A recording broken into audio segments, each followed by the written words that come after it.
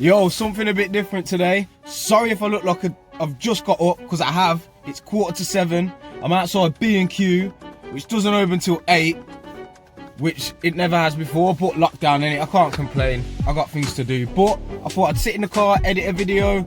Sorry if the audio's mash up and the ratios mash up, but something a bit different today. We're gonna prep a chicken, we're gonna wash a chicken. Controversial, I know. Ho ho! I'm looking forward to the comments. But yo, hope you enjoy it.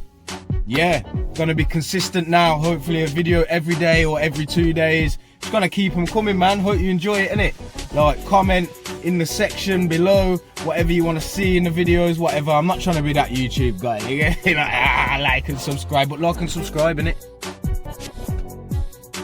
Like and subscribe, ain't difficult.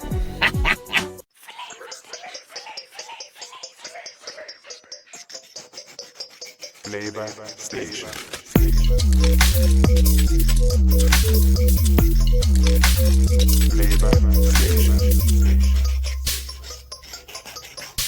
Right then, today, Flavor Chasers, I'm gonna show you how to prep this big old bird. Ain't a big bird, actually, it's a little bird. I apologise if the old sound is off. I ain't got my microphone. Nostalgia. So you just slice down the middle and you follow the bone through. You can guide it through and you'll take off a clean breast. Breast. Yeah, see that? You got the fillet and the full breast. That's a big breast. Put it in your bowl. Big booby. Same with the other side.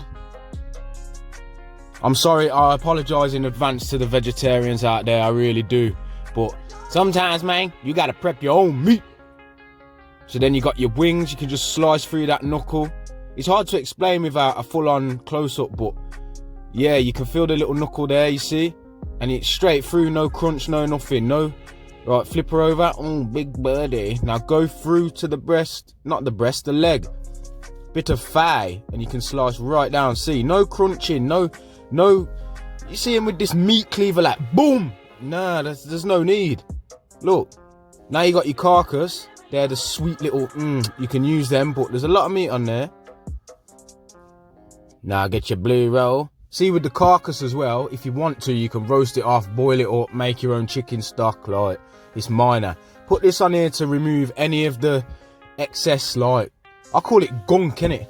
The gunky. Remove the gunk.